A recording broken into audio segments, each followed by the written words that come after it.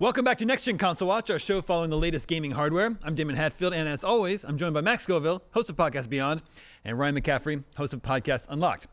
And this week, a new report claims that both Ghost of Yōtei and Saros will remain exclusive to PlayStation 5 as Sony begins to pull back from PCs. So Bloomberg says that while Sony will continue to release online games on PC, single-player games will now remain console exclusive, marking a significant strategy shift.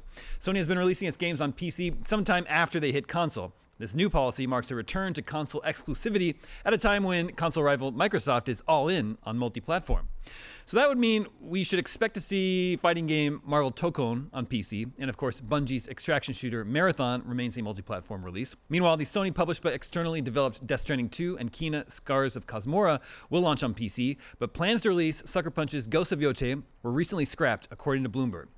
Bloomberg also suggests poor recent sales of PlayStation games on PC and the risk to the PlayStation brand, as well as a potential impact on PS5 and maybe even PS6 sales, were to blame for the policy shift. Meanwhile, and this is particularly interesting, I think, the prospect of PlayStation games running on the next Xbox, which looks like it will run PC games, may have encouraged Sony's return to console exclusives. There's no mention of Marvel's Wolverine in the report, but a PC launch now seems possibly unlikely.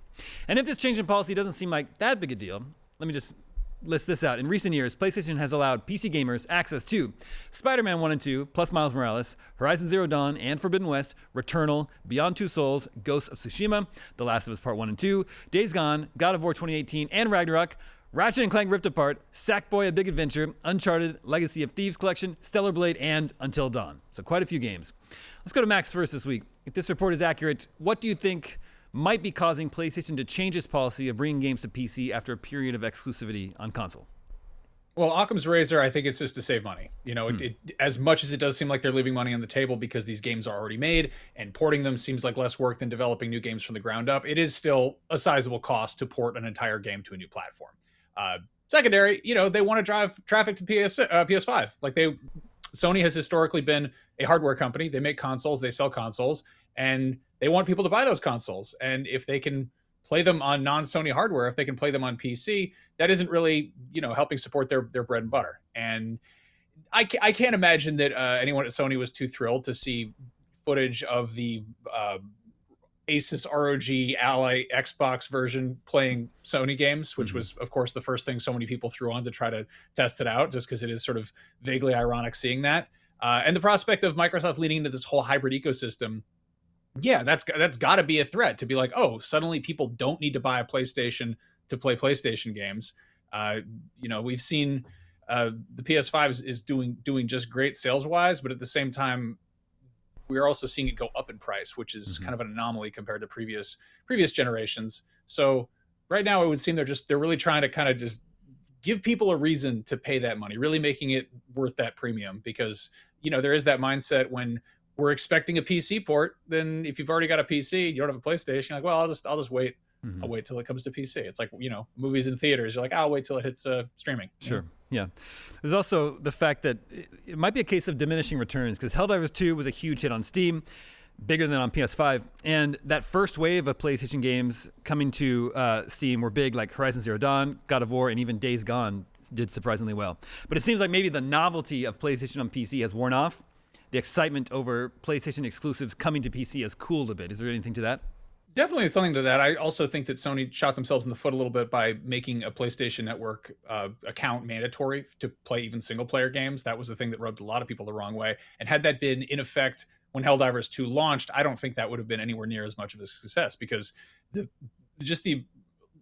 legality of having a PlayStation account is kind of a tricky rat's nest in a number of parts of the world. Like if you just live in certain territories, it's not a thing you can do there, or it's, you know, it doesn't work with certain credit cards from certain territories. It's just again, it's also signing up for a thing and giving your personal information into an ecosystem that has a bit of a history of getting, leaked or hacked or whatever. So yeah, there are some hurdles there. I think diminishing returns, maybe. I mean, I think it's kind of case by case. It depends on the games. There wasn't obviously that novelty of playing some of the best games to come out of the PS4 generation that had been hyped up for a decade and change, to play those on PC with, you know, beautiful top of the line versions. There's a thrill there. There's also the fact that they were on occasion kind of hit and miss. You had a few that were extremely buggy at launch that I don't think PC gamers were too happy about. There's also just fewer games in recent years that you could potentially bring over. So there's worry that releasing games on PC devalues the PlayStation 5. Ryan, has this happened to Xbox with all of its cross-platform releases? Well, it certainly hasn't helped, at least in the sense of moving Xbox hardware, but Microsoft certainly has seen success on other platforms. You know, we seem to bring up our favorite example, Forza Horizon 5 doing great on PS5 3 years after it had come out on Xbox. But, you know, I wonder if at the end of the day, it's money, right? Like Helldivers 2 did great because I think probably in large part because it was a day and date release. Pretty much everything we're talking about, and you mentioned it at the top, Damon, is these first-party Sony games are coming to PC well after the fact. And I think that's part of it. Because if I recall, you may have the data there, Damon. I believe the part of this report was that they're just allegedly not selling that well on PC. Do I have that correct? Yeah, that's what, according to the report, yes. Yeah.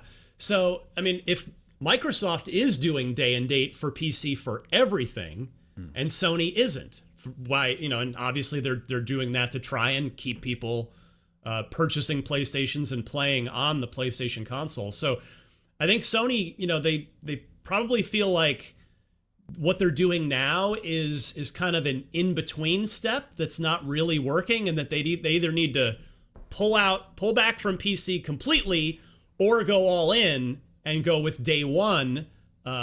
And they have clearly chosen the Nintendo route of let's just keep all of our first party stuff on our devices. And I can't disagree with the choice. I mean, we have data that shows that the audience, like that PC is growing as a market and console isn't. Right. So this move sounds pretty defensible today, but I do wonder, you know, in 5 years, I'm not saying Microsoft will suddenly be doing better than PlayStation in terms of their console and software sales, but in 5 years from now, I do wonder, with PC growing and console not so much, if Sony's gonna still feel good about this decision down the road.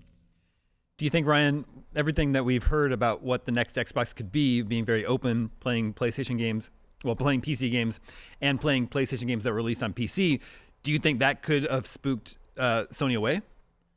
Maybe. I mean, platform? At the end of the day, it's money. So if they were going to continue to not release their games, their first-party games on their single-player first-party games on PC until a year or more later, I don't think they would care too much about people playing them on the next Xbox that can also play PC games.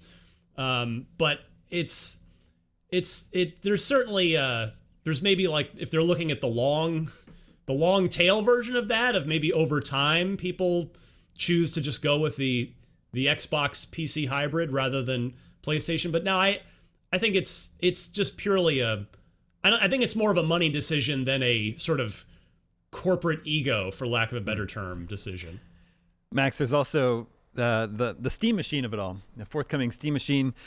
Also, theoretically, it could be a new box you could put under your TV. You could use that instead of a PlayStation 5 to play a lot of these games that are released there. Do you think that's also something that Sony's worried about? I think it's definitely on their radar. It's something to consider. The big thing is so many people on PC are already part of the Steam ecosystem. That's already where they play their games. That's where their library is. That's where their games are. If people don't have to, you know, jump into a new ecosystem, sign up for PSN, buy a PS5 to play games, and they can just kind of cherry pick what they want and play it on Steam, that's great, but that's not bringing anybody new in, you know, to the PlayStation side of things. And the Steam machine is a threat exactly because of that, because people don't have to buy into a new system. They're already there. They already have that. It's just a new way to play that. And I think same goes for the appeal of the Xbox PC hybrid, whatever they decide to call it. Because again, there's that confidence that stuff in the future will be coming to this device, but at the same time, you already have this massive backlog, and this is just an exciting new way to, well, probably not actually play your backlog, but, you know, a new way you could play it hypothetically. So Sony pulling back from PC, not official, but according to this report, is something that Sony's planning.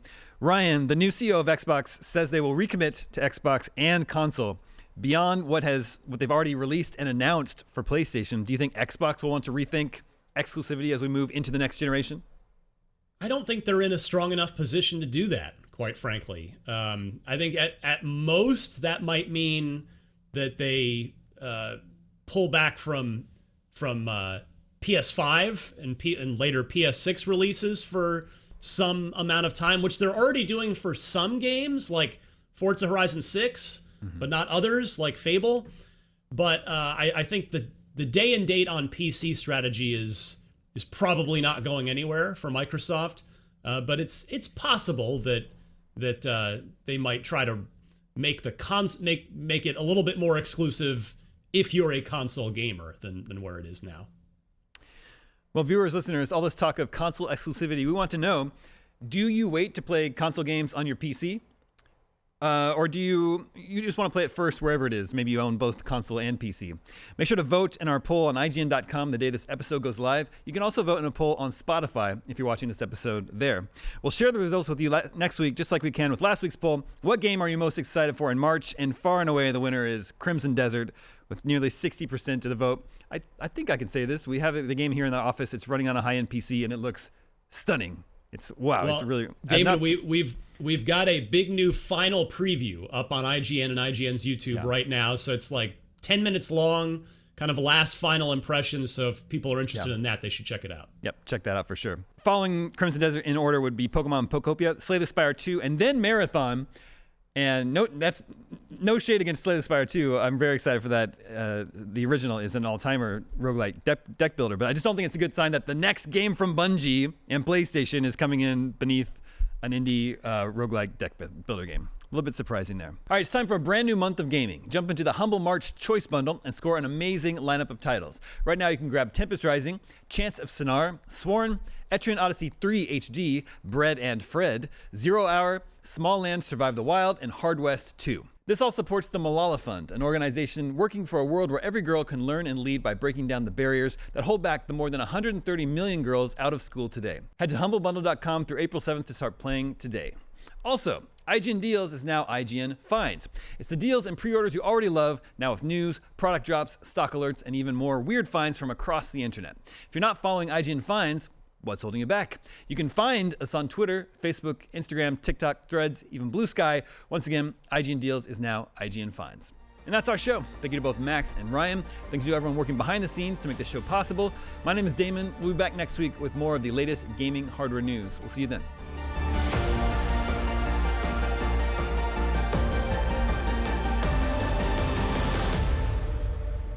This episode of Next Gen Console Watch was produced by Damon Hadfield, Jobert Atienza, and Sam Claiborne. Damon is also the host, and Max Scoville and Ryan McCaffrey serve as regular panelists. Technical direction is by Jobert Atienza, with technical production by Marian Franzen and Amir Rakib. Audio engineering is handled by Amir Rakib. Post-production editing is by Jobert Atienza, and graphic design is by Justin Vachon. Next Gen Console Watch is an IGN production and part of the Geek Media Network.